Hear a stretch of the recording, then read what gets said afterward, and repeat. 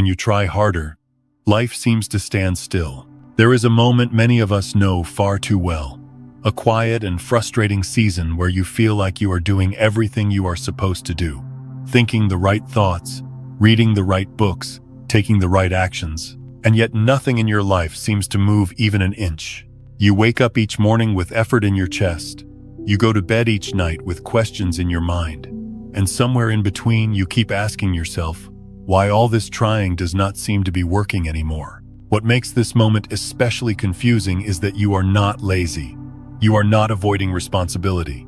In fact, you might be trying harder than ever before. You are pushing, adjusting, fixing, planning, visualizing, correcting yourself again and again, as if life were a heavy door that just needs one more strong shove. But the door does not open. It stays closed. And sometimes, the harder you push, the heavier it feels. At some point, a quieter question begins to surface. Not loudly, not dramatically, but gently, almost like a whisper you did not expect. What if the problem is not that you are doing too little, but that you are operating from the wrong level of consciousness? What if effort itself, when it comes from a certain inner place, is the very thing that keeps reality frozen? This is where the idea of a quantum leap is often misunderstood. Most people hear those words and immediately think about external change. A new job, a new relationship, a new body, a new bank account, a different city, a different version of life that looks better on the surface. And so they try to force that outer shift into existence, believing that if the external picture changes, peace and fulfillment will finally follow. But a true quantum leap does not begin out there. It never has. It begins quietly, invisibly, within the field of awareness itself. It is not about rearranging circumstances. It is about a shift in the identity that is doing the rearranging. Until that inner movement happens, the outer world has no choice but to repeat itself, like a record playing the same song over and over, regardless of how much you wish for a different melody. Forcing change is often rooted in a subtle but powerful assumption, the belief that something about the present moment is wrong, that who you are right now is not enough, that where you are standing is somehow a mistake. And from that belief, effort becomes heavy, action becomes tense. Even positive intentions start to feel like pressure. You are no longer moving with life, you are pushing against it. And life, in its quiet intelligence, responds not to what you want, but to where you are coming from. When action is driven by fear of staying the same, by anxiety about time running out, by comparison with others who seem to be ahead, the signal you send into the field of reality is not expansion. It is resistance. And resistance, no matter how well-intentioned, slows everything down. This is why so many people experience a strange paradox. The more they try to improve their lives, the more stuck they feel. The more they chase clarity, the more confused they become. The more they push for alignment, the more disconnected they feel from themselves. It is not because they are failing. It is because they are listening to the wrong inner voice. The voice that believes transformation must be earned through strain. There is another way this moment can be understood. What if this sense of exhaustion is not a sign that you should push harder, but a sign that consciousness itself is asking you to pause? What if the tiredness you feel is not weakness, but wisdom rising to the surface? A quiet signal that says, you cannot cross into a new state of being using the same inner posture that created the old one. Think of a river that has been flowing against an unnatural barrier for years. It pushes and pushes, creating turbulence, noise, and exhaustion, yet it goes nowhere. The moment the barrier dissolves, the river does not need to try. It simply flows, not because it learned a new technique, but because resistance is no longer present. Life moves in the same way. A quantum leap does not respond to force. It responds to alignment. And alignment is not something you achieve by tightening your grip. It happens when you soften your inner stance, when you stop arguing with the present moment, when you allow yourself to be exactly where you are without labeling it as failure. This is often the hardest part for the mind to accept. The ego believes that acceptance means giving up, that if you stop pushing, everything will collapse. That effort is the only thing holding life together. But that belief itself is part of the old identity. the one that thinks survival depends on control. In truth, acceptance is not resignation. It is clarity. It is the moment you stop wasting energy, fighting what is, and begin to sense what is already quietly reorganizing beneath the surface. When you stop forcing outcomes, you create space.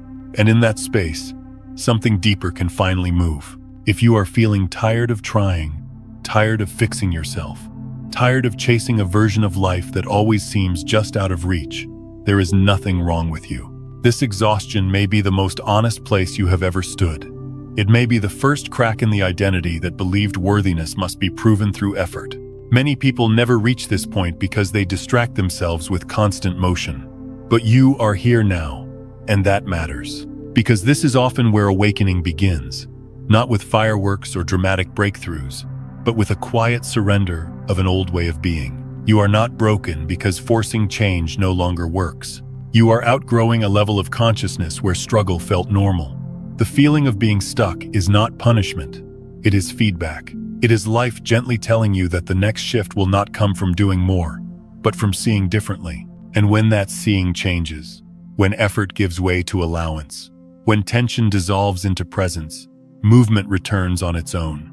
Not rushed, not chaotic, but precise, intelligent, and perfectly timed. So if you find yourself in a season where nothing seems to move despite all your effort, pause before judging it. Breathe into it. There is a deeper invitation hidden here, not to try harder, but to listen more deeply, not to force the leap, but to allow the ground beneath you to rearrange itself. Because sometimes, the moment life appears to stand still is the moment just before consciousness shifts. And when consciousness shifts, reality has no choice but to follow. 1. Forcing change comes from fear, not from a higher level of consciousness. There is a subtle place inside the human experience where effort quietly turns into fear. And most people never notice the exact moment it happens, because on the surface, it still looks like motivation, discipline, and responsibility. Yet underneath there is a trembling urgency, a feeling that whispers you are running out of time, that you are behind, that something essential will be lost if you do not move faster than life itself. Whenever change is forced, it is almost never born from fullness. It rises from a sense of lack, from the quiet belief that something is missing in you or in your life, and that this absence must be corrected quickly before it becomes permanent. You may tell yourself that you are striving for growth, for healing, for evolution. But if you look honestly, you will often find a deeper emotion driving the movement. A fear of not being enough as you are. A fear that staying where you are even a little longer will confirm your worst doubts about yourself. This fear has many disguises. Sometimes it shows up as ambition. Sometimes it wears the mask of self-improvement. Sometimes it calls itself urgency or productivity. But at its core, it is the same vibration, the feeling of deficiency, the sense that the present moment is unacceptable, and that your value depends on escaping it as soon as possible. The fear of being left behind is especially powerful. It arises when you look around and see others seemingly moving forward, finding clarity, success, love, or peace, while you feel suspended in a place that does not seem to change. The mind begins to compare, and comparison quietly turns into pressure. You start believing that if you do not accelerate, if you do not transform immediately, you will miss your chance, as if life were a train that only passes once and never slows down for those who hesitate. From this belief, the mind creates a story of urgency. It tells you that something must be done right now, that rest is dangerous, that stillness is a risk, that pausing equals falling behind. And so you push, you force decisions, you force emotions, you force action, you even force positivity, trying to replace uncomfortable feelings with affirmations before they have been understood. Yet, the more you force, the more tense your inner world becomes, and tension is never the soil where true transformation grows. The mind insists that if you do not act immediately, opportunity will disappear. This belief feels very real, especially in a world that glorifies speed and constant movement. But this is not how consciousness evolves. Consciousness does not rush, it unfolds. And when the mind tries to hurry a process that belongs to a deeper rhythm, it creates friction rather than flow. Fear-based action always carries a contraction within it. Even when the outcome looks positive on the outside, the inner experience remains tight, anxious, and fragile. You may achieve something, but it does not satisfy you. You may reach a goal, but the relief is short-lived. Almost immediately, another fear appears, another problem to fix, another version of yourself to improve. This endless cycle is not growth. It is survival disguised as progress. What keeps many people stuck is not a lack of effort, but the vibration from which effort is born. When fear is the fuel, reality reflects fear back to you, not as punishment, but as resonance. The world responds to the frequency you are inhabiting, not the words you are saying or the goals you are chasing. And fear, no matter how refined, can only create versions of the same reality you are trying to escape. This is why the very energy of fear holds you in the same place, even while you are moving. You may change environments, routines, or strategies, but the inner state remains unchanged, and so life rearranges itself to match that familiar pattern. Different scenery, same feeling. Different circumstances, same tension. The mind interprets this as bad luck or resistance, but in truth, it is coherence. Reality is simply staying consistent with your inner world. A higher level of consciousness feels very different from fear-driven effort. It is not rushed. It is not loud. It does not argue with the present moment.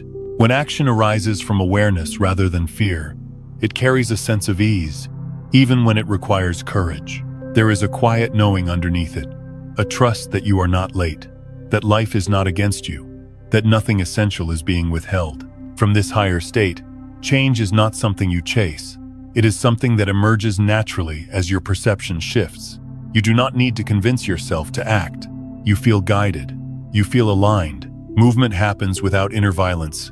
There is no need to force yourself forward, because something deeper is already pulling you in the right direction. But fear does not know how to wait. Fear does not trust timing. Fear believes that control is safety, and that surrender is danger. And so it keeps you busy, constantly adjusting, fixing, correcting, optimizing, while quietly exhausting your nervous system and dulling your intuition. Over time, you may begin to feel disconnected from yourself, not because you are lost, but because you are no longer listening. You cannot step into a new level of being using the energy of the old one. This is one of the simplest truths, and yet one of the most difficult to accept. If fear created the identity you are living from now, fear cannot be the bridge to something new. A higher state of consciousness requires a different inner posture, one that is open rather than defensive, trusting rather than controlling, receptive rather than tense. This does not mean you stop acting. It means you stop acting from panic. It means you learn to feel the difference between inspired movement and compulsive motion. One expands you, the other drains you. One brings clarity, the other creates noise. One feels grounded, the other feels desperate, even when it looks productive. When you begin to see this clearly, compassion naturally arises for yourself. You realize that you were not forcing change because you were broken or impatient. You were forcing change because you were afraid. Afraid of wasting time, afraid of missing your purpose, afraid of staying in pain. And that fear deserves understanding, not judgment. As this understanding deepens, something inside you starts to soften. The grip loosens, the urgency relaxes. You begin to sense that life is not something you need to outrun or overpower. It is something you are already inside of, something that is responding to you moment by moment, reflecting back your relationship with yourself. And in this softening, a new possibility appears. The possibility that change does not need to be forced to be real, that growth does not need to hurt to be meaningful, that the next level of your life may be waiting not for more effort, but for a different quality of presence. When fear steps back, awareness steps forward. And awareness, unlike fear, does not rush. It listens, it observes, it allows. From this space, change becomes less about escape and more about remembrance. Remembering who you are beneath the tension, beneath the striving, beneath the belief that you must become someone else to be worthy of peace. This is the doorway fear can never open, and it is the doorway that quietly appears when you stop trying to force your way through life, and instead begin to meet it with a deeper, kinder, and more conscious attention. 2. You cannot become, while you are still resisting yourself. There is a quiet contradiction at the heart of so much personal growth. A contradiction that keeps people circling the same inner territory for years, without realizing why nothing truly changes. Because on the surface, they are doing all the right things, learning, improving, refining. Yet underneath it all, they are still at war with who they are right now. Forcing change almost always carries an unspoken message directed inward. A message that says, the present version of you is unacceptable, incomplete, or somehow wrong. Even when the language sounds positive, even when the intention appears noble, the emotional undertone tells a different story. It says you must become someone else before you can rest, before you can feel worthy, before life can finally meet you with ease. When you look closely, this kind of effort is not an act of love. It is an act of rejection. You are not moving toward yourself. You are moving away from yourself, trying to outrun a feeling of discomfort by chasing an ideal that promises relief somewhere in the future. And as long as that movement is fueled by self-resistance, no true becoming can occur. The mind has a way of disguising resistance as discipline. It tells you that criticizing yourself is honesty, that pressure is necessary for growth, that discomfort means progress. Over time, this internal voice becomes so familiar that you no longer question it. You simply assume that transformation must hurt, that inner conflict is normal, that peace is something earned only after you have fixed enough flaws. But resistance creates division. One part of you is trying to evolve, while another part of you is being pushed aside, judged, silenced, or denied. This split does not lead to wholeness. It leads to exhaustion. You may notice it as a constant inner tension, a feeling of never fully arriving, a subtle restlessness that no achievement seems to quiet for long. When you believe that who you are right now is not enough, you unconsciously place yourself in opposition to your own experience. You watch your thoughts with suspicion. You correct your emotions before listening to them. You rush past pain instead of allowing it to speak. In doing so, you lose contact with the very intelligence that could guide you through real change.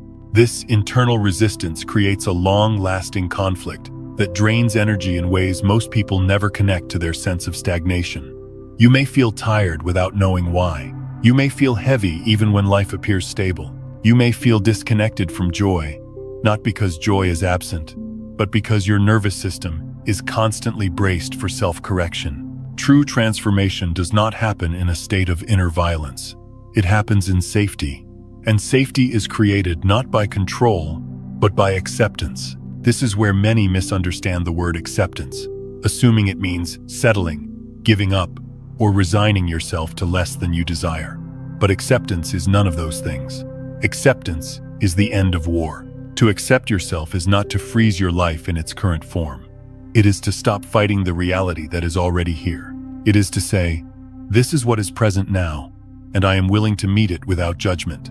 From that meeting, clarity arises naturally, and clarity, not force, is what allows genuine movement.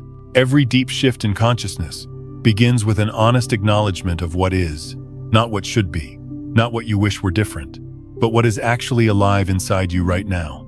The emotions you carry, the fears you avoid, the patterns you repeat, none of these dissolve through rejection. They soften through understanding. Think of a child who is struggling.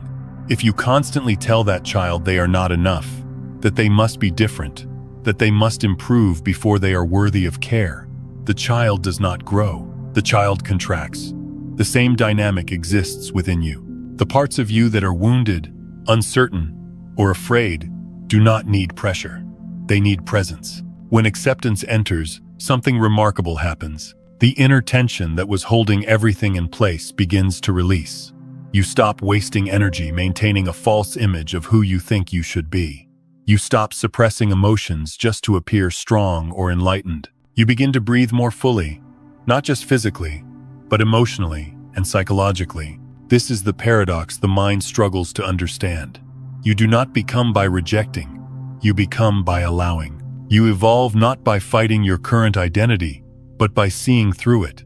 And seeing through it requires gentleness, patience, and honesty, qualities that fear-driven effort can never access. The moment you stop resisting yourself, you start to feel a subtle sense of coming home. Not because all problems disappear, but because you are no longer divided against your own experience. From this place, growth feels different. It is quieter. It is steadier. It does not demand constant affirmation or proof. Acceptance creates coherence. Your thoughts, emotions, and actions begin to align instead of pulling in different directions.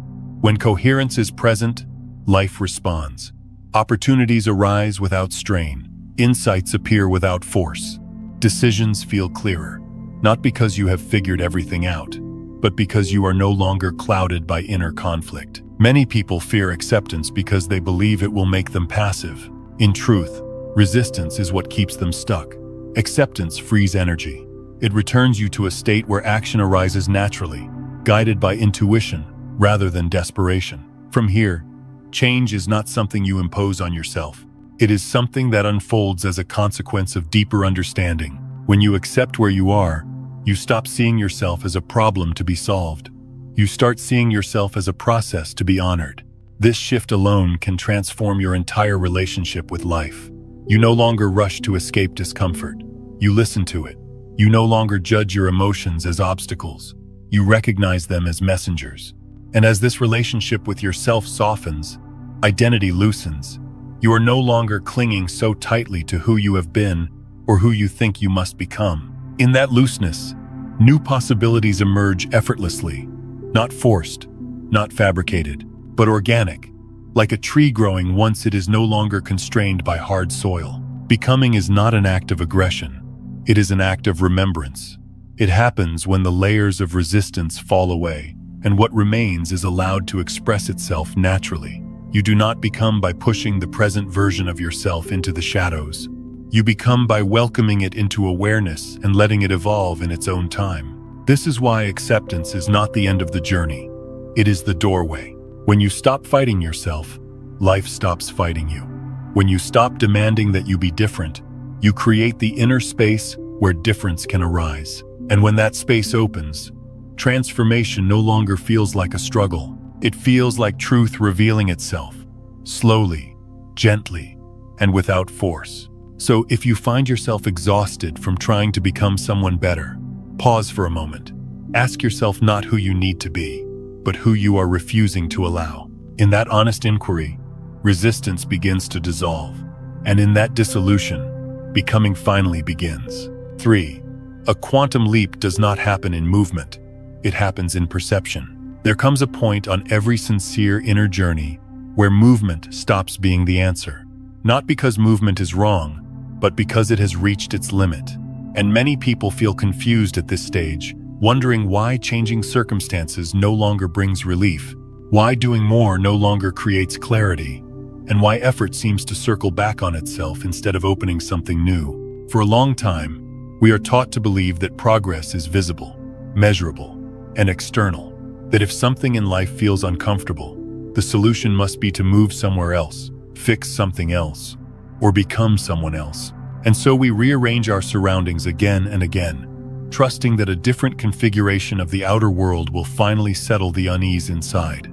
Yet the outer world is not the source. It is the echo. What you experience around you is not random, nor is it separate from you.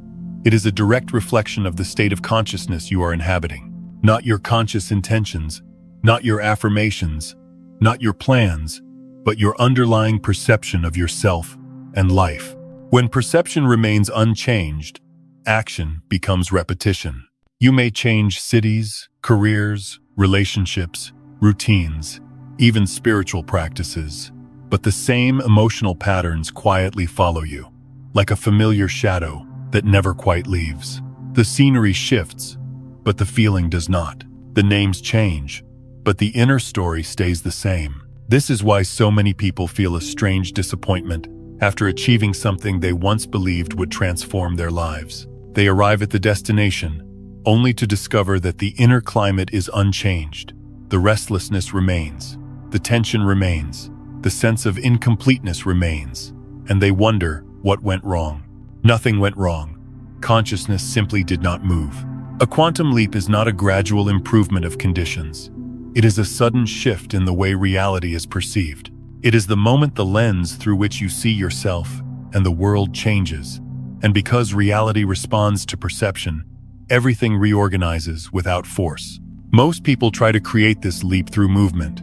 They believe that if they act fast enough, think positively enough, or discipline themselves strongly enough, perception will eventually catch up. But perception does not follow action. Action follows perception. And until that order is respected, effort remains circular.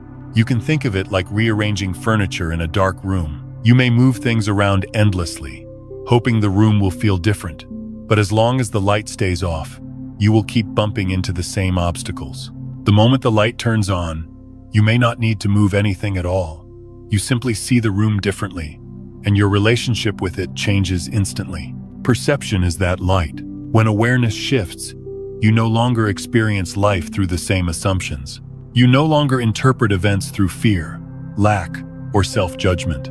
The same circumstances that once felt heavy may now feel neutral or even supportive, not because they changed, but because you did. This is why a quantum leap often feels quiet. There is no dramatic external event announcing it, no sudden explosion of success or certainty.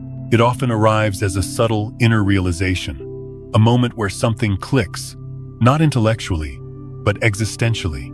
A moment where you stop interpreting reality in the old way. You might notice that you no longer react as strongly, that situations which once triggered anxiety now pass through you with less resistance, that you are no longer compelled to prove yourself, explain yourself, or rush toward outcomes. These are not small changes. They are signs that perception is shifting. When perception changes, identity loosens. And when identity loosens, reality reorganizes. This is not mystical thinking. It is coherence. Life mirrors the structure of your awareness. When that structure changes, the mirror must reflect something new. Many people resist this idea because it removes the illusion of control. It suggests that the solution is not to do more, but to see more clearly. And seeing clearly requires honesty, presence, and patience, qualities that cannot be forced or rushed. The mind prefers movement because movement creates the feeling of progress. Perception work feels slower, less tangible. You cannot check it off a list. You cannot show it to others. And yet it is the only level where true change occurs. This is why you can leave a relationship and find yourself in the same dynamic with a different person. Why you can leave a job and recreate the same stress in a new role. Why you can move to a new place and carry the same emotional weight with you. The outer form changes, but the inner lens remains the same. And so the pattern repeats. A quantum leap breaks this cycle, not by fixing the pattern, but by dissolving the lens that created it. When you no longer see yourself as lacking, you stop choosing situations that confirm lack. When you no longer see yourself as unworthy, you stop tolerating dynamics that mirror unworthiness. When you no longer see life as something you must fight, struggle dissolves without effort. The moment you look at everything differently is not dramatic. It is often simple, almost ordinary. You realize that you were not behind, that you were not broken, that you were not failing. You were just seeing from a place that could only produce a certain version of reality. And when that realization settles, you stop trying to escape your life. You stop running from the present moment. You meet it fully. And in that meeting, things begin to shift on their own. Reality does not need to be pushed. It needs to be aligned. And alignment does not happen through movement. It happens through clarity. This clarity cannot be manufactured. It arises when you are willing to question the assumptions you have been living by. Assumptions about time, about success, about worth, about how life is supposed to unfold. When these assumptions loosen, perception opens. And when perception opens, reality responds immediately.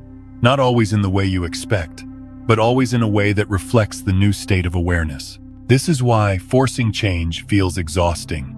You are trying to move the reflection instead of the source. You are rearranging the mirror instead of looking at the one who is standing in front of it. A quantum leap is the moment you stop doing that. It is the moment you realize that the world you are trying to change is responding perfectly to how you see yourself. And instead of demanding that the world be different, you gently allow yourself to see differently. From that place, action becomes effortless. Decisions feel natural. Opportunities appear without strain, not because life suddenly became generous, but because you are no longer blocking its movement with outdated perception. When the way you see changes, the way you live must change too. Not gradually, not forcefully, but organically, like water, finding a new path when the ground beneath it shifts. So if you feel like you have been moving a lot without going anywhere, pause. Not to give up, but to look inward. Ask yourself not what you need to change, but how you are seeing. What assumptions are shaping your experience? What stories are quietly defining your identity?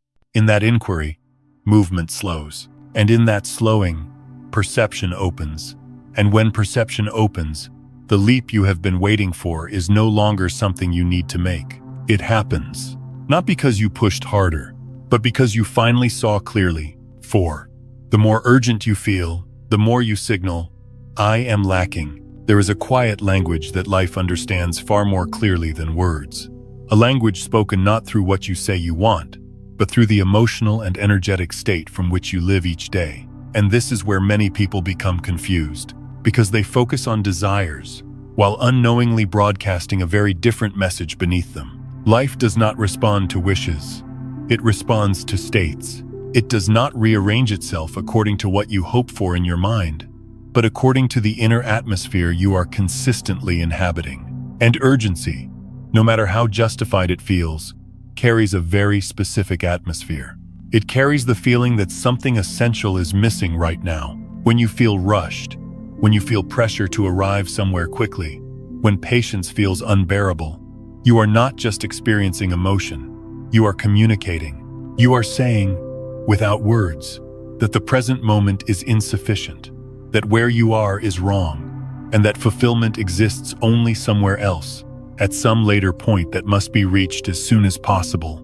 Urgency is the vibration of mistrust. It reveals a lack of trust in timing, a lack of trust in life's intelligence, and often a lack of trust in yourself.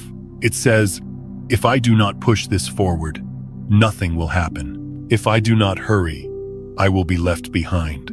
If I slow down, I will lose my chance. This belief feels very real in a culture that celebrates speed and constant productivity.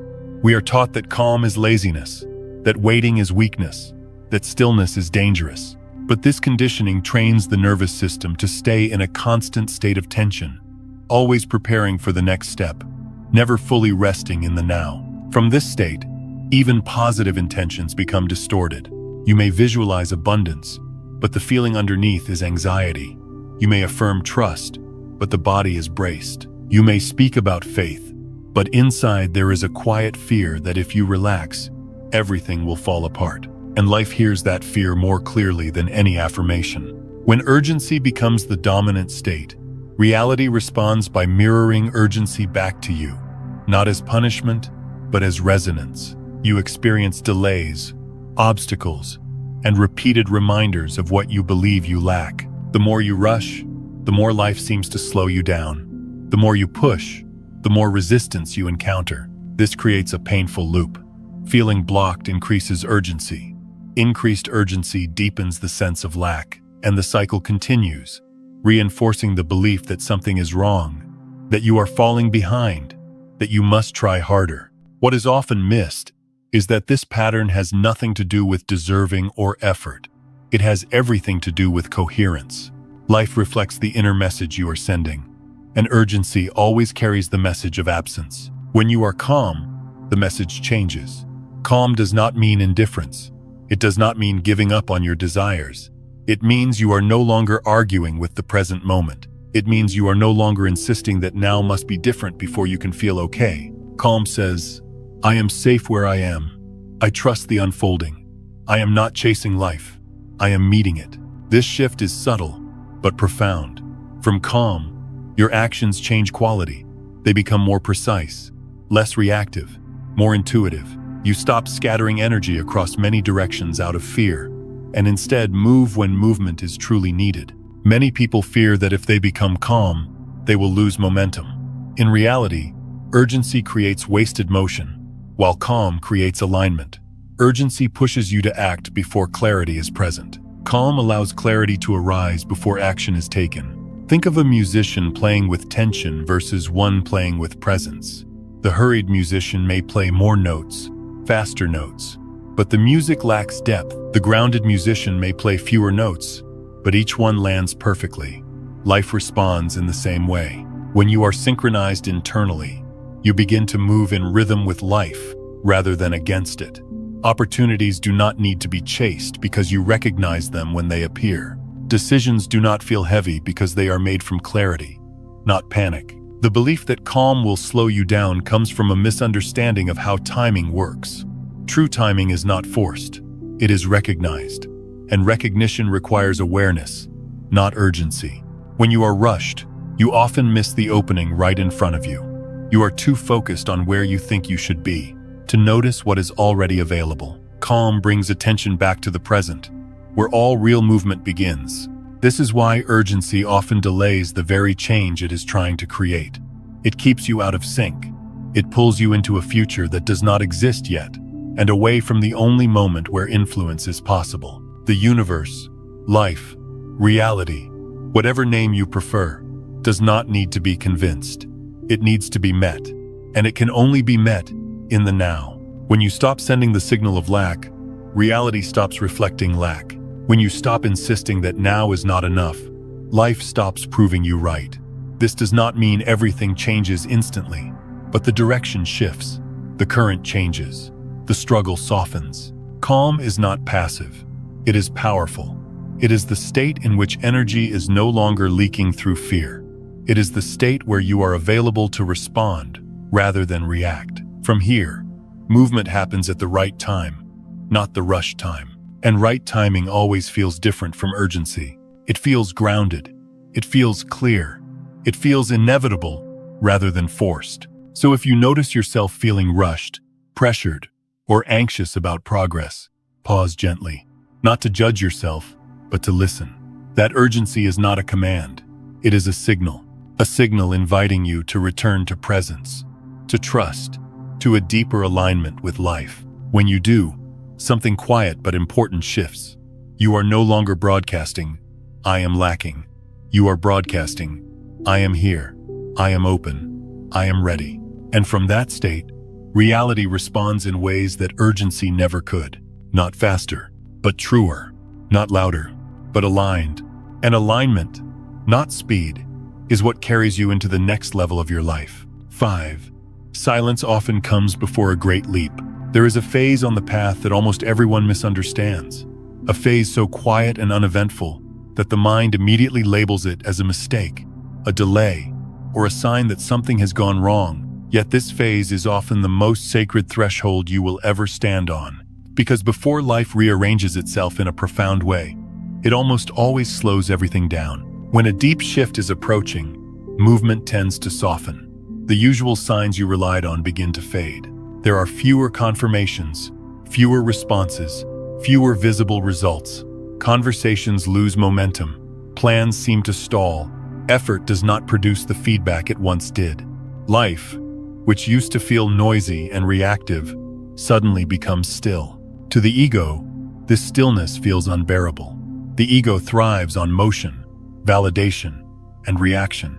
It needs something to measure, something to chase, something to fix. So when the external world grows quiet, the ego panics.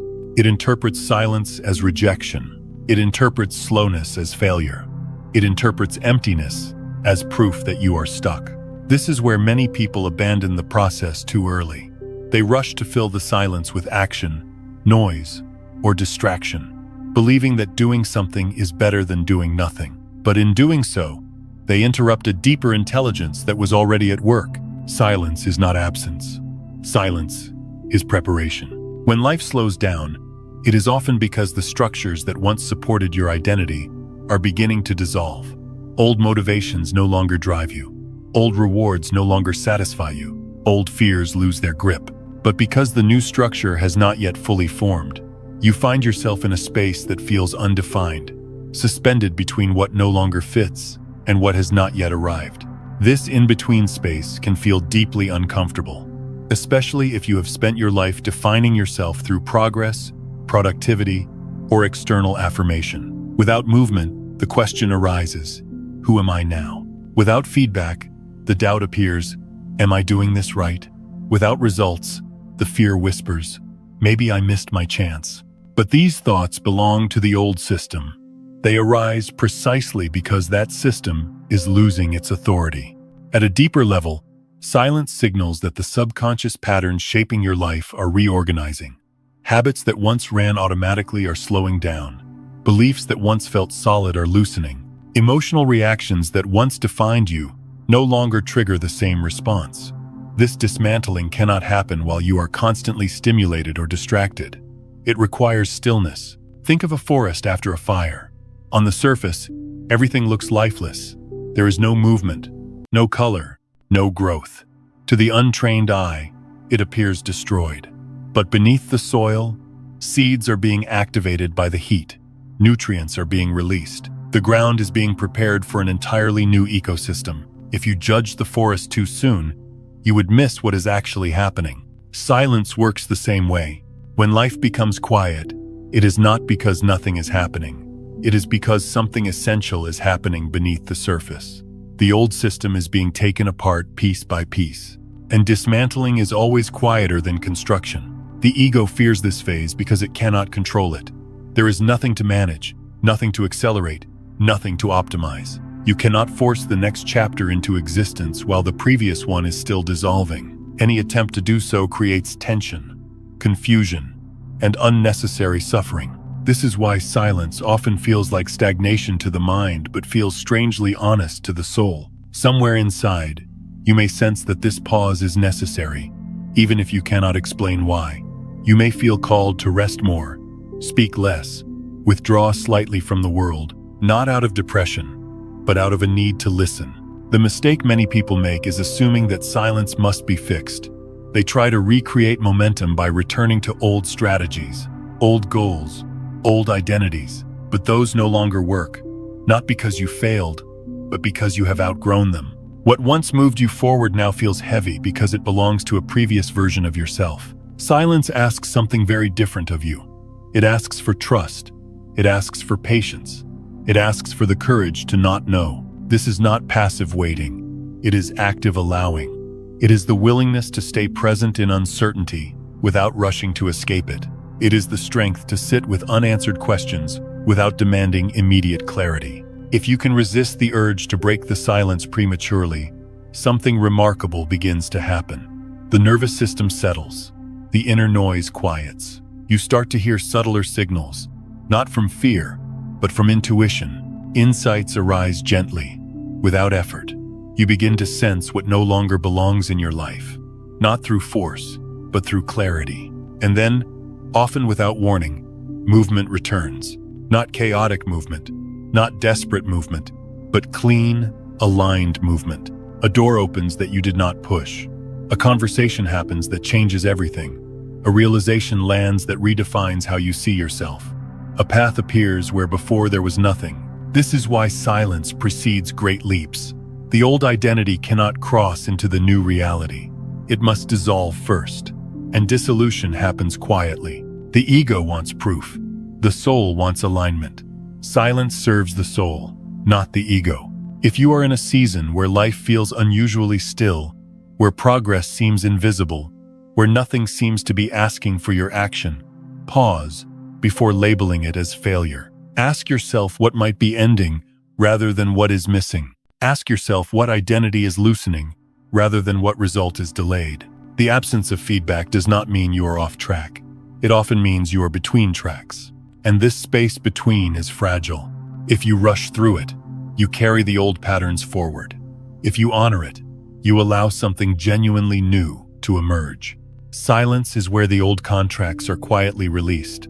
It is where unconscious agreements dissolve. It is where you stop negotiating with fear and start listening to truth. You do not need to perform during this phase. You do not need to explain it to anyone. You do not need to justify your stillness. This moment is not about being seen. It is about being real. When the silence has done its work, you will feel it. There will be a natural readiness, not forced, not anxious, but clear. Action will feel obvious rather than urgent. Direction will feel simple rather than complicated.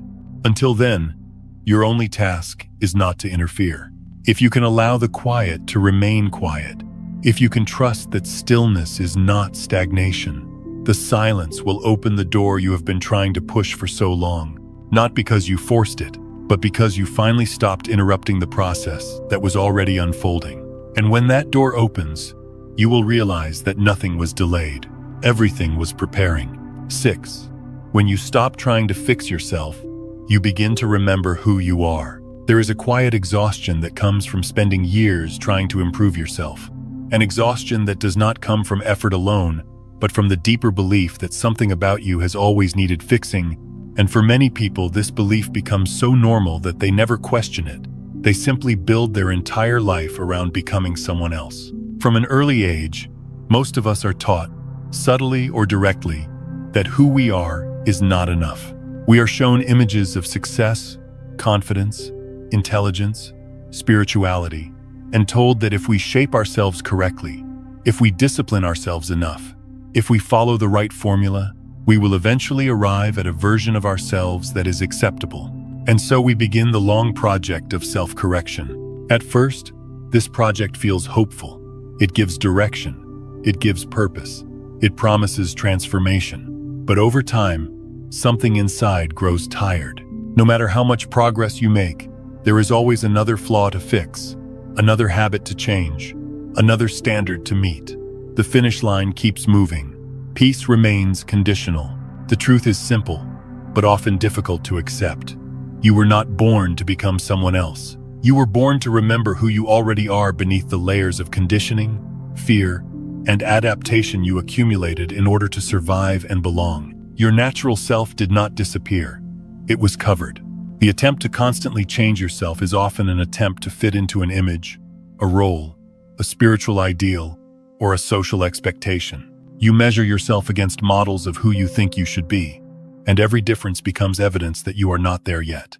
This comparison quietly pulls you away from your own center. Awakening does not work this way.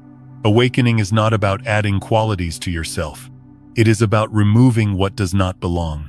It is the gradual shedding of borrowed identities, learned behaviors, and protective masks that once served a purpose but are no longer needed. When you stop trying to fix yourself, something unexpected happens. You begin to listen. Without the constant internal commentary of improvement, you start to notice your natural rhythms. You become aware of what feels true rather than what looks impressive. You sense what drains you and what nourishes you. Not because someone told you, but because your body and awareness begin to speak again. Fixing implies brokenness. And when you live from the assumption that you are broken, every effort reinforces that identity. Even spiritual practices can become another form of self-rejection if they are used to escape rather than to understand. Meditation becomes a way to silence yourself. Affirmations become a way to override honest emotion. Growth becomes another performance. Remembering is different. Remembering is gentle. It does not rush. It does not judge. It invites curiosity instead of correction. When you remember who you are, you stop forcing alignment and begin to feel it naturally. Your natural self is not dramatic. It does not need to prove anything. It is not constantly striving for validation. It is quiet, grounded, and deeply responsive to the present moment. This self knows when to act and when to rest. It knows when to speak and when to remain silent. It does not compare itself to others because it is not trying to win a race. The struggle to become someone better often pulls you away from this simplicity. You begin to distrust your own instincts. You override your inner signals with external advice. You ignore your own timing in favor of someone else's path. In doing so, you lose touch with the intelligence that has always been guiding you. When you release the need to fix yourself, you begin to feel a sense of relief that has nothing to do with achievement. You realize that you have been carrying unnecessary weight. The pressure to perform, the fear of not being enough, the constant self-monitoring. These begin to soften, not because you decided they should, but because you no longer feed them. This is where remembering becomes possible, not as a memory from the past, but as a recognition in the present. You recognize yourself in moments of ease, in moments of honesty, in moments where you respond instead of react. These moments may seem small, but they are profound. They are signs that you are no longer living against yourself. The idea that awakening is about becoming extraordinary is one of the greatest misunderstandings of the spiritual path. Awakening is about becoming ordinary again in the deepest sense. Simple, authentic, and unguarded. It is about returning to a state where you are not constantly negotiating your worth. When you remember who you are, you stop chasing ideals. You stop trying to mold yourself into a version that feels unnatural. You begin to trust your own experience. You allow yourself to be human without turning humanity into a problem to solve. This does not mean you stop growing. Growth continues, but it takes on a different quality. It is no longer driven by shame or fear. It is guided by curiosity and clarity. Change happens because it feels right, not because you are trying to escape yourself. The layers you release during this process are not mistakes. They were adaptations. They helped you survive, belong, and navigate a complex world. Honoring them rather than rejecting them allows them to fall away naturally. And as they fall away, what remains is not something new, but something familiar. This familiarity can feel unsettling at first, especially if you have spent years identifying with struggle. Peace may feel unfamiliar. Ease may feel undeserved.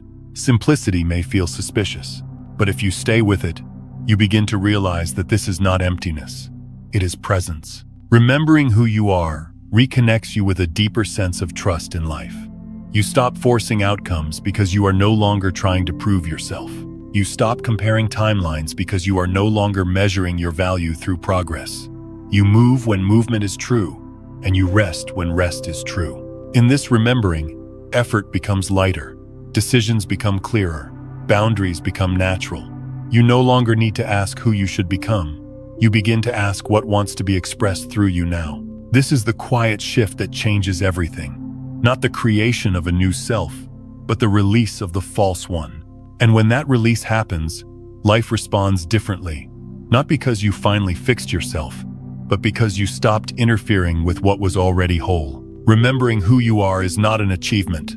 It is a return to simplicity, a return to truth, a return to the self that never needed fixing, only space to breathe. And in that space, your life begins to unfold with a gentleness and clarity that no amount of self-correction could ever produce. 7. A leap does not need to be forced. It needs to be allowed. There comes a moment in every real transformation when you realize that effort has reached its limit. Not because effort is wrong, but because it was never meant to carry you across this particular threshold. And this realization often arrives quietly, as a gentle exhaustion, a soft inner knowing that says pushing is no longer the way. Allowing is a state the mind does not easily understand. The mind is trained to manage, to monitor, to evaluate progress, to measure results, and to adjust constantly.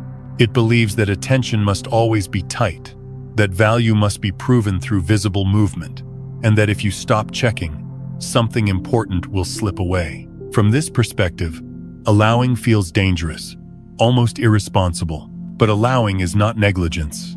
It is openness.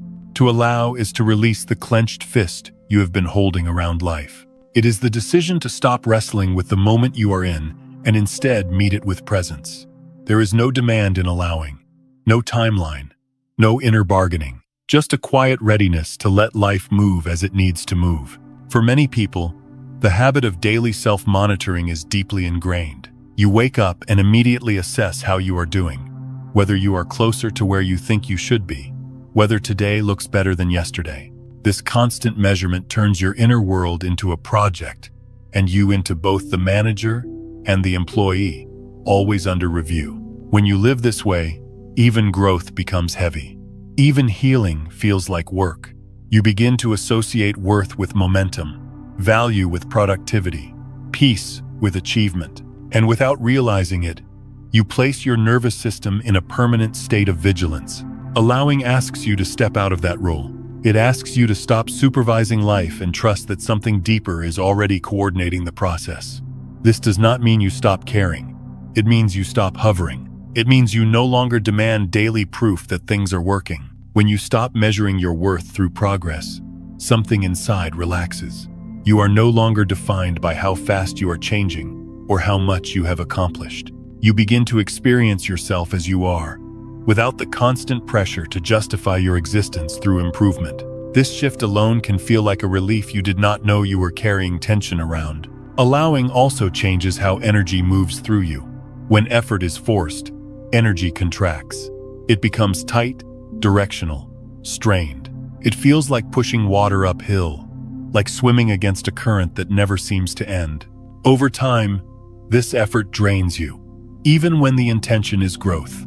But when you allow, energy flows, not because you did something clever, but because you stopped blocking it. Like a river that no longer has to force itself around obstacles, energy begins to move naturally once resistance dissolves. Ideas come without struggle. Insight appears without demand. Action arises without pressure. This is why real transformation often surprises people. It does not arrive according to plan. It does not follow the timeline you set. It appears when you least expect it, often after you have stopped trying to make it happen. The mind calls this coincidence. The soul recognizes it as alignment. Allowing also requires you to release the habit of constant self-judgment. When you are always evaluating yourself, you are never fully present. Part of you is always standing outside the moment, watching, grading, correcting. This split creates subtle anxiety, even when things appear calm on the surface. When you allow, you reunite with yourself. You stop standing over your own shoulder. You return to the simplicity of being where you are, doing what you are doing, without turning the moment into a test. From this state, change feels different. It feels less dramatic, but more real. It does not announce itself. It integrates quietly. One day, you realize you are responding differently. Another day, you notice you are no longer triggered in the same way. Another day, you see that a situation which once felt impossible now feels neutral or even resolved. These shifts were not forced. They were allowed. Many people fear that if they stop pushing, nothing will happen. In reality, pushing often delays what is already trying to emerge. When you force, you impose the logic of the old identity onto the new reality. You carry the same tension, the same fear, the same need for control into the next phase, and then wonder why it feels the same. Allowing creates a clean break. It lets the old energy fall away so the new one can take shape without contamination. This is why transformation that comes through allowing feels stable. It does not need constant maintenance. It does not collapse under pressure. It becomes part of who you are, not something you have to remember to do. Allowing also teaches you patience, not as a discipline, but as a natural consequence of trust. When you trust the process, waiting no longer feels like delay. It feels like ripening. You understand that some things cannot be rushed without being damaged. Think of fruit picked too early. It looks ready, but it lacks sweetness. In the same way, changes forced before their time often lack depth. They do not nourish. They do not satisfy. They require constant reinforcement to survive. When you allow, you let things mature fully. And when they arrive complete. This does not mean you sit back and do nothing. Action still happens, but it happens from clarity, not anxiety, from resonance, not resistance. You move when movement feels true, and you rest when rest feels true, without turning either into a problem. This way of living restores a sense of dignity to your inner experience. You stop treating yourself like a machine that must be optimized. You begin to relate to yourself as a living system with its own intelligence, rhythms, and timing. And when you honor those rhythms, life meets you differently. Transformation that is allowed does not come with fireworks. It comes with a quiet sense of rightness. You feel less compelled to explain yourself, less driven to prove, less afraid of pauses. You trust that what is meant to unfold will unfold without being chased. The most profound changes in your life will not be the ones you forced into existence. They will be the ones that arrived when you stopped interfering. They will show up when you release the timeline, when you stop watching the clock, when you stop asking every day if you are there yet.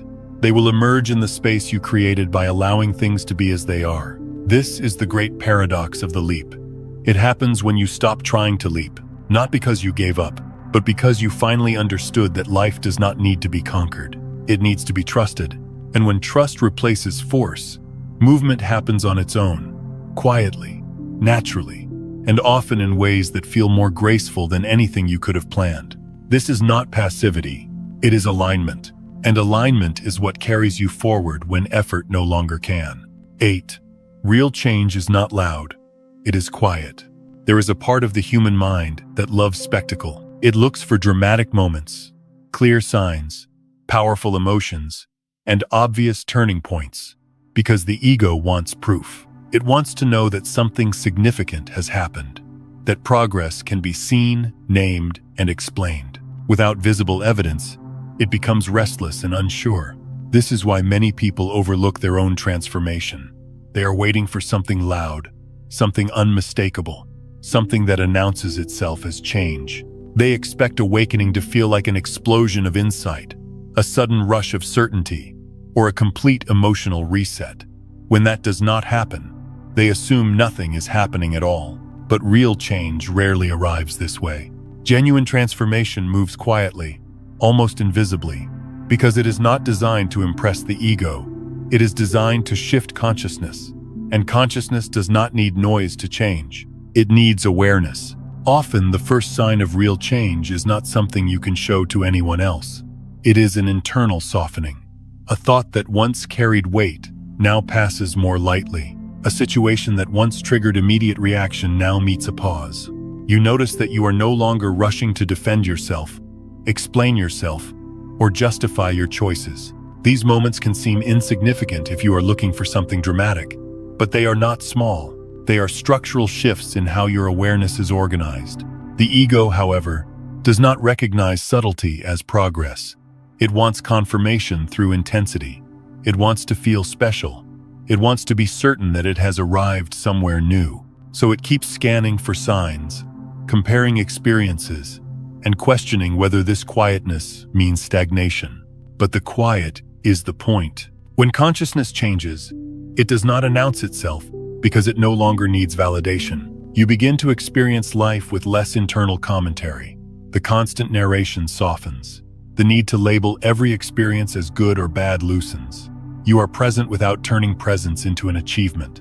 One of the clearest signs that you have shifted to a different level of awareness is the loss of urgency to prove anything. You stop performing your growth. You stop needing others to recognize how far you have come. You stop trying to convince yourself that you are doing it right. This does not happen because you decided to stop caring. It happens because the need itself dissolves. The inner tension that once demanded recognition releases, and in that release, a quiet confidence takes its place. Another sign of real change is a slower response. Not a delayed response out of fear, but a natural pause that appears before reaction. You find that you no longer rush to speak, to react, or to fix. You allow a moment of space, and in that space, your response comes from clarity rather than habit. This pause is powerful. It signals that you are no longer living entirely from conditioned patterns. Awareness has entered the moment. And awareness changes everything, not by force, but by presence. You may also notice that your relationship with discomfort shifts. Pain does not disappear, but it no longer defines you. Difficult emotions arise, but they move through you instead of taking over. You are able to stay with experience without immediately trying to escape or resolve it. These are signs that consciousness has matured. Yet because these changes are quiet, many people dismiss them. They think, this is too subtle to matter. But subtle shifts create profound outcomes. When perception changes even slightly, the entire field of reality responds differently over time. The ego wants instant results. Consciousness works gradually, but decisively. It does not need to rush because it is not trying to get anywhere. It is simply reorganizing itself around a deeper truth. This is why real change often feels anticlimactic at first. You expected fireworks, but instead you feel steadier. You expected certainty, but instead you feel more open. You expected a final answer, but instead you feel more comfortable with not knowing. And that comfort is not a lack, it is freedom. When you are no longer obsessed with signs, you are free to live. When you are no longer measuring transformation, it is happening. When you stop asking whether you have changed, you have. One of the most telling signs of a shift in consciousness is how little you talk about it. Not because you are hiding it, but because it no longer feels like something you need to explain. You live it. It expresses itself through how you listen, how you move, how you relate. Your values may change quietly as well. Things that once mattered deeply may lose importance. Goals that once motivated you may feel hollow.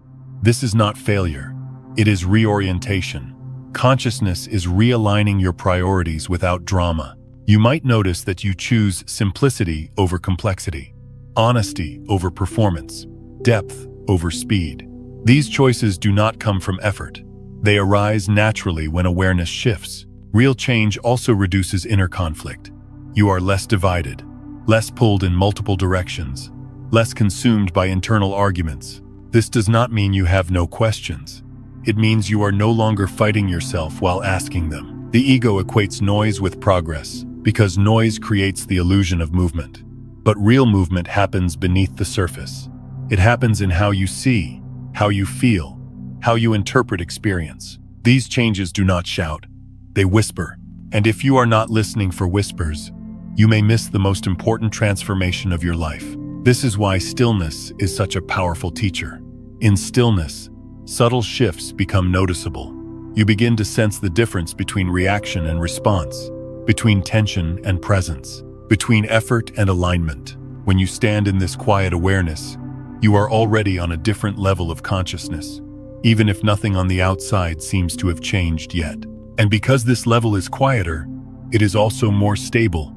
It does not depend on circumstances. It does not collapse when things go wrong. It does not require constant reinforcement. The ego may feel bored here. It may crave excitement. It may wonder what comes next. But consciousness is not bored. It is at ease.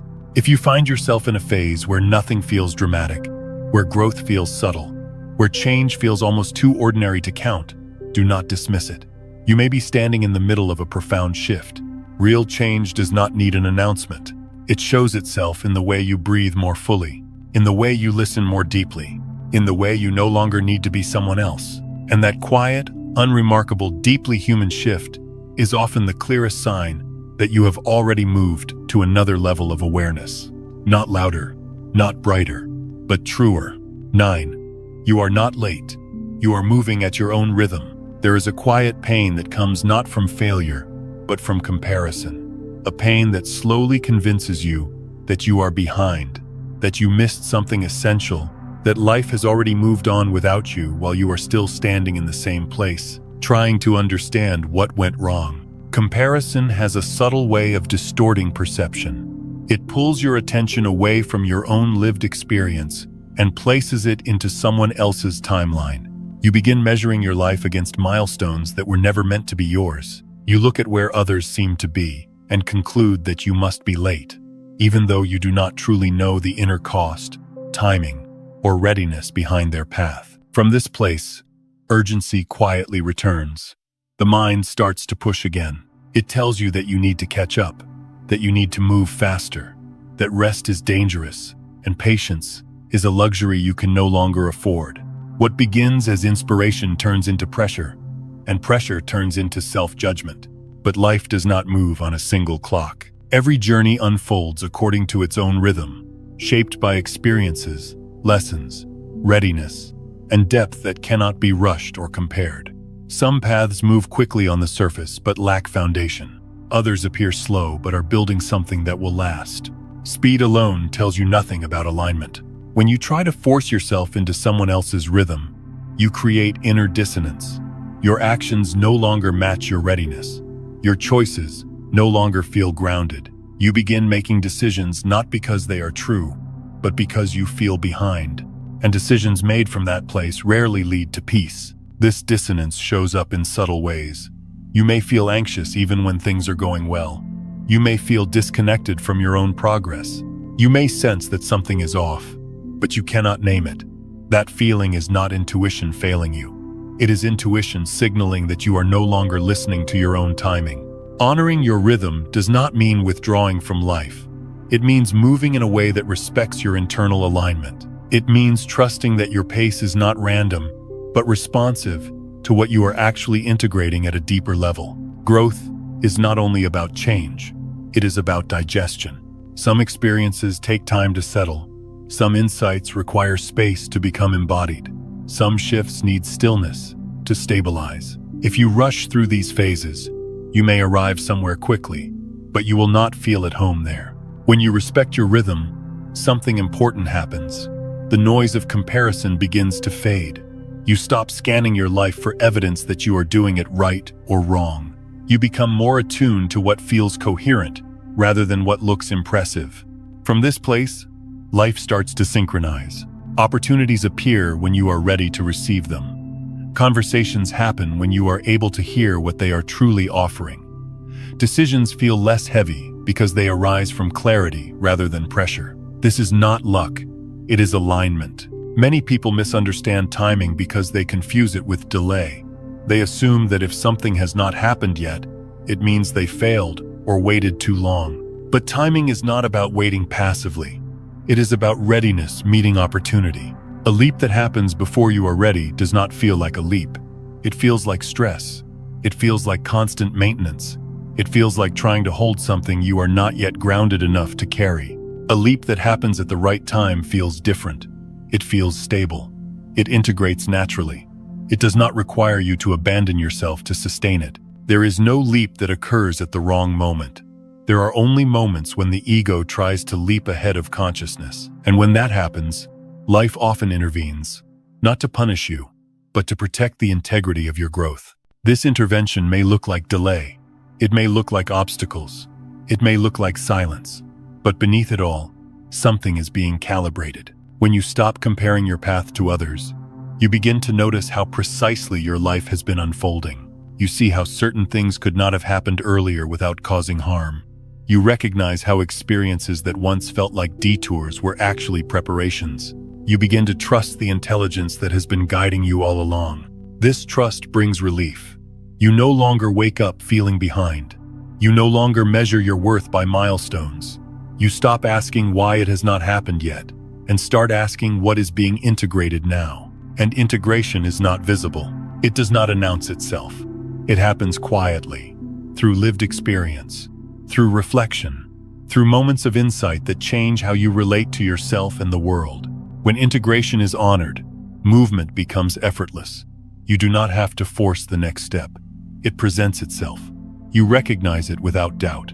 There is a sense of inevitability rather than urgency. This is what it means to be in rhythm. Rhythm is not speed. Rhythm is coherence. It is the harmony between your inner readiness and outer movement. When that harmony is present, life flows with less resistance. You may still face challenges. You may still encounter uncertainty, but you no longer interpret these as signs that you are late. You see them as part of the unfolding. Comparison loses its grip when you realize that no one else is living your life. No one else is integrating your experiences. No one else is meant to walk your path at your pace. When you release the belief that you are behind, you free yourself from unnecessary suffering. You return to presence, and presence is where life meets you. From presence, you begin to see that nothing essential has been missed. What is meant for you cannot pass you by. What is aligned with your consciousness will arrive when you are able to hold it fully.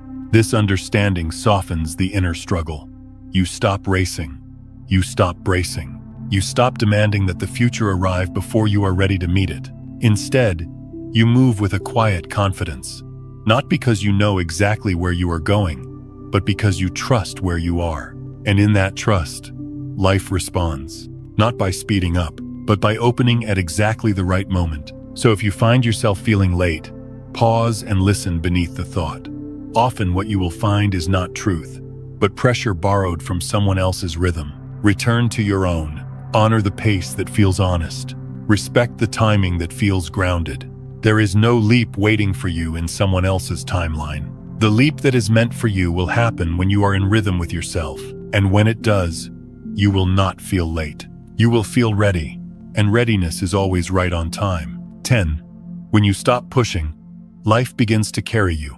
There is a paradox at the heart of every genuine quantum leap. A paradox the mind struggles to accept because it challenges everything we were taught about effort, control, and achievement. And that paradox is this: the moment you stop forcing movement is often the moment movement finally begins. For a long time, pushing feels necessary. It feels responsible. It feels like survival. You push because you believe that if you do not, nothing will happen. You push because stillness feels unsafe. You push because you learned early on that life rewards those who strive, those who fight, those who never stop reaching. And so you internalize the idea that movement must always come from you. But there comes a point where pushing no longer creates momentum. It only creates resistance. The harder you try, the heavier everything feels. The more you effort, the less responsive life seems to be. And in that exhaustion, a deeper truth begins to surface.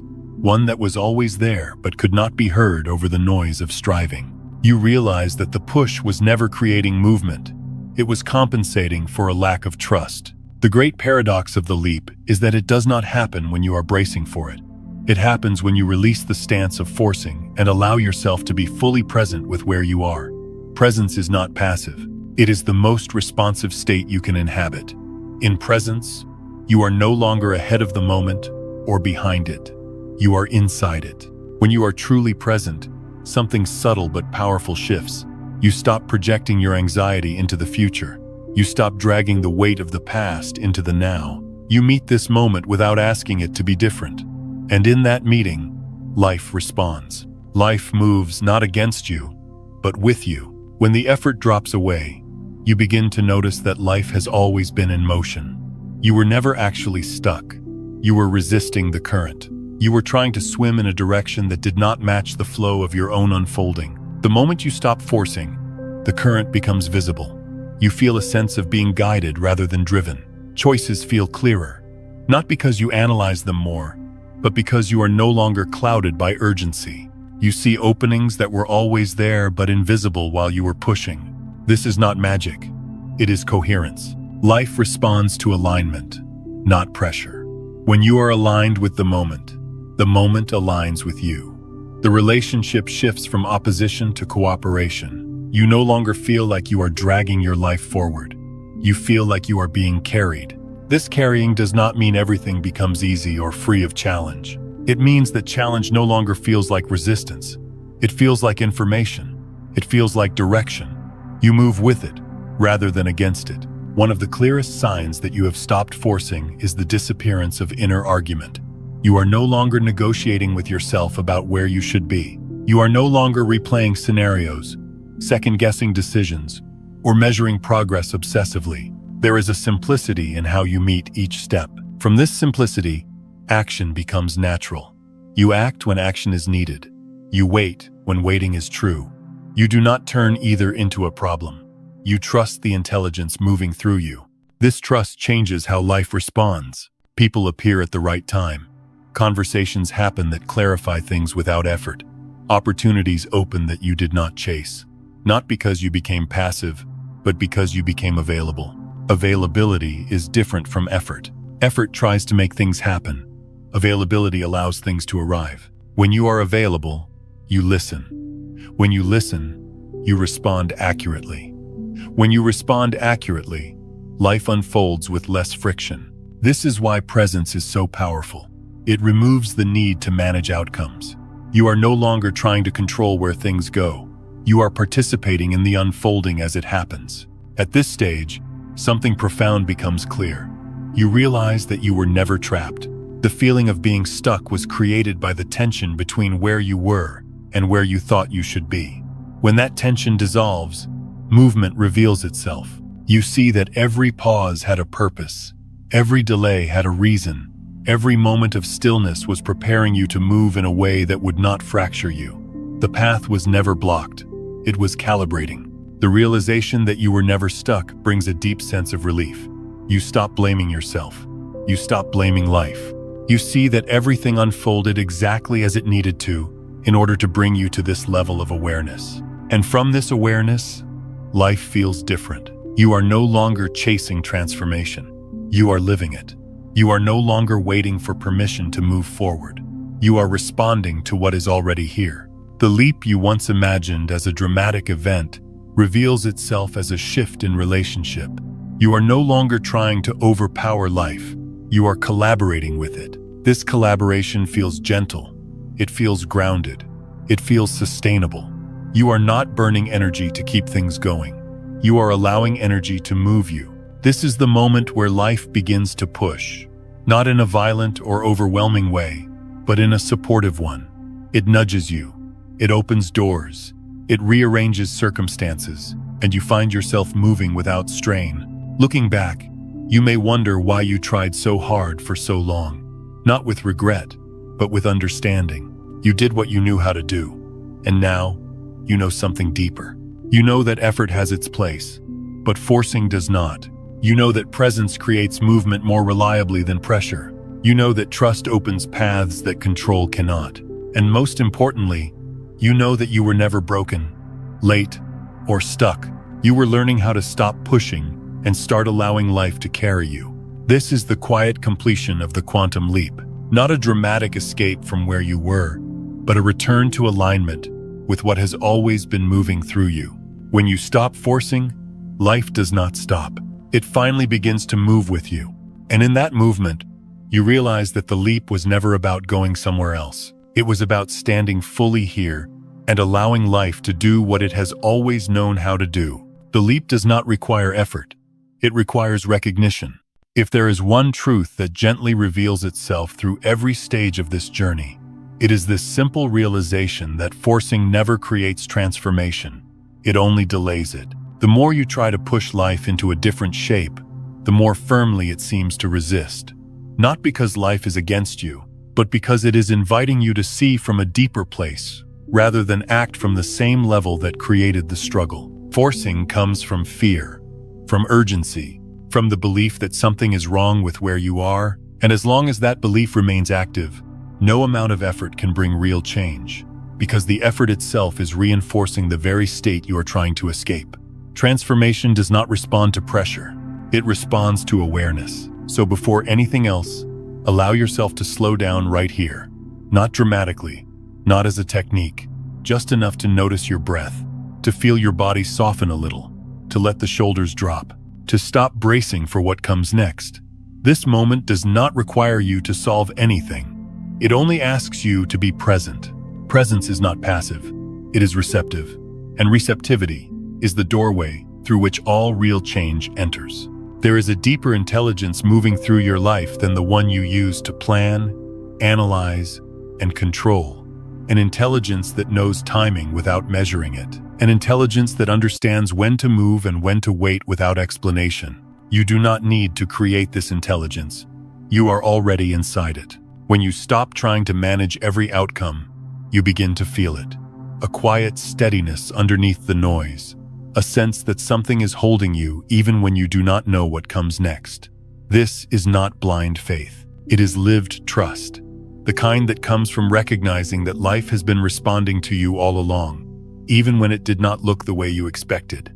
If you are tired right now, tired of fixing yourself, tired of chasing clarity, tired of pushing for change that never seems to arrive, let this be said gently and clearly. That tiredness is not a failure. It is often the sign that you are very close. Close to what? Close to seeing that nothing essential was ever missing.